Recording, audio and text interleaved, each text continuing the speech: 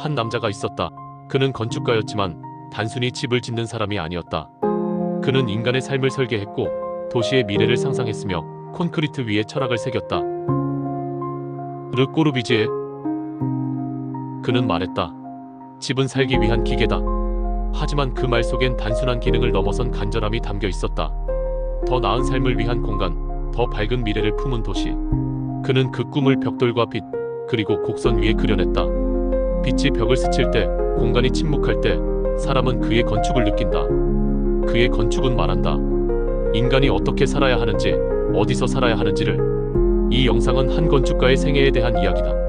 그리고 그가 우리에게 남긴 살아있는 건축에 대한 이야기다. 1887년 스위스 라쇼드퐁. 시계장인들의 마을에서 한 소년이 태어난다. 찰나를 쪼개는 정밀한 손놀림, 투명한 기계 구조, 빛과 조형의 균형. 그 마을이 가진 공예의 세계는 소년에게 질서와 형태에 대한 감각을 심어준다. 그의 이름은 샤를 에두아르 장르레. 후에 우리는 그를 르 꼬르비지에라 부르게 된다. 그는 처음부터 건축가가 아니었다. 미술을 공부했고 자연과 조형을 탐색했으며 라쇼드퐁 미술학교에서 사범 비아레에게 영향을 받으며 설계의 세계에 눈을 뜬다. 기하학의 간결함, 빛의 명료함, 그리고 공간의 질서. 그는 눈으로 보는 것이 아니라 사유로 건축을 느끼기 시작한다. 청년이 된 그는 유럽 곳곳을 여행하며 르네상스 건축과 그리스 신전을 관찰하고 동방의 건축에 깃든 상징성과 빛의 미학에 매료된다. 특히 파르테논 신전에서 그는 비례라는 신성한 언어를 발견한다. 그에게 건축은 더 이상 물질이 아니었다. 그것은 삶의 구조였고 철학의 집합체였다. 그는 그 시대를 향해 질문을 던진다. 우리는 왜 이토록 무의미한 건물 속에 살고 있는가? 이 질문이야말로 르 꼬르비지에가 평생을 통해 지으려 했던 답이었다. 1923년 한 권의 책이 출간된다. 제목은 건축을 향하여. 르 꼬르비지에는 이 책을 통해 선언한다. 집은 살기 위한 기계다. 이 문장은 당대 건축가들에게 충격이었다. 장식적이고 낭만적인 건축 대신 기능과 형태의 근대적 질서를 주장한 그의 말은 건축을 예술이 아닌 삶의 시스템으로 바꾸는 선언이었다. 그는 말했다. 자동차는 아름답다. 증기선은 아름답다. 그러므로 주택도 아름다워야 한다. 그는 기계의 미학, 비례의 수학, 빛의 질서를 통해 새로운 시대의 건축을 꿈꿨다. 단지 벽을 세우는 것이 아니라 새로운 인간의 삶의 구조를 설계하는 것이었다. 그리고 그는 그 꿈을 실현하기 위한 5가지 원칙을 제시한다. 건물을 들어 올리는 필로티, 지붕 위의 정원, 자유로운 평면, 수평창, 자유로운 인면. 이 5개의 도식은 그에게 근대 건축의 문법이었다. 인간이 어떻게 살아야 하는지를 구조로 말하는 일. 그것이 바로 르 꼬르비지에의 건축이었다. 건축은 철학이다. 르 꼬르비지에는 그렇게 믿었다. 그는 콘크리트를 다루는 손으로 인간의 삶을 설계했고 공간의 배치를 통해 생각을 말하고자 했다. 그의 철학이 가장 선명하게 드러나는 건축물은 3가지.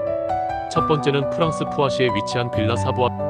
1931년 완공된 이 집은 르 꼬르비지에의 건축 5원칙이 모두 구현된 실험장이자 선언문이다. 집은 필로티 위에 떠있고 수평창은 빛을 길게 끌어들이며 내부는 벽이 없는 열린 평면으로 구성되어 기능적 동선을 완벽히 해석해낸다.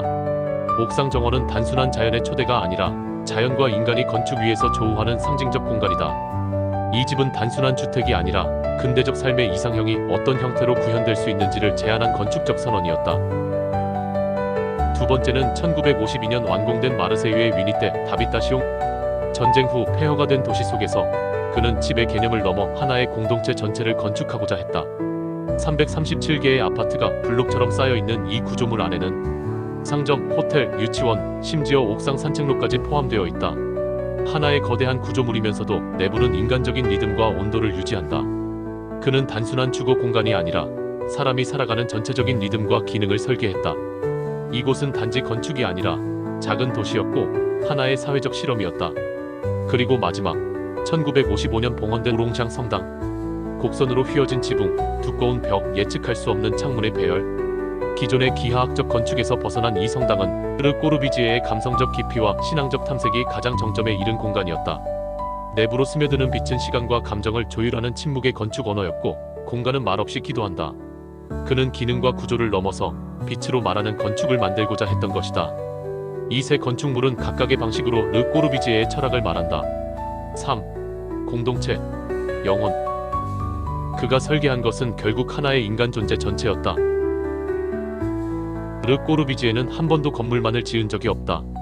그의 시선은 언제나 한 사람, 아니, 한 사회 전체를 위한 구조를 그렸다. 그래서 그는 도시를 설계했다. 그것은 하나의 건축이 아니라 하나의 문명에 대한 제안이었다. 1930년대 그는 빛나는 도시라는 이상향을 구상한다. 기능 중심의 배치, 녹지와 일조권을 고려한 주거 단위, 자동차와 보행자의 완전 분리, 그리고 사회 계층을 초월한 질서와 조화의 도시. 이 도시는 효율과 위생, 구조와 통합의 상징이었다. 마치 잘 작동하는 기계처럼 인간 사회가 정비되길 바랐다. 하지만 현실은 그의 속도를 따라오지 않았다. 빛나는 도시는 이론으로 남았다. 그리고 시간이 흘러 한 나라가 그에게 진짜 도시를 맡긴다. 1950년대 인도 찬디가르. 식민 지배 이후 새로운 수도가 필요했던 펀자브주는 르 꼬르비지에에게 그 설계를 맡겼다. 그는 서구의 도시 논리를 넘어 기후, 문화, 인간의 흐름에 맞는 공간을 고민하며 도시를 재해석했다. 찬디가르의 도로는 계층별로 기능이 나뉘고 녹지 축은 바람의 흐름과 태양의 각도를 따른다. 정부 건물은 인도 민주주의의 상징처럼 위험을 지녔고 주거단지는 다양한 사회계층을 고려해 조화롭게 구성됐다.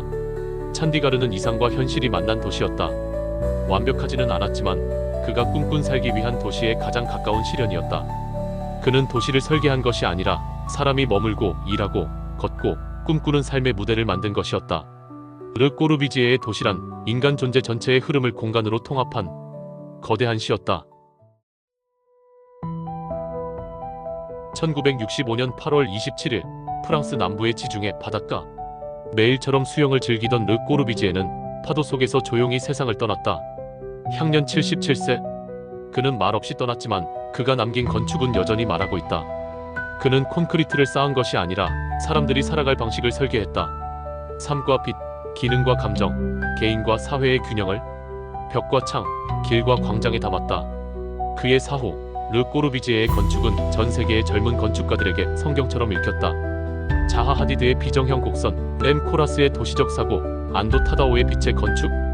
그들 모두의 건축 안에는 르 꼬르비지에의 시선이 스며 있다. 그러나 그는 완전한 사람이 아니었다.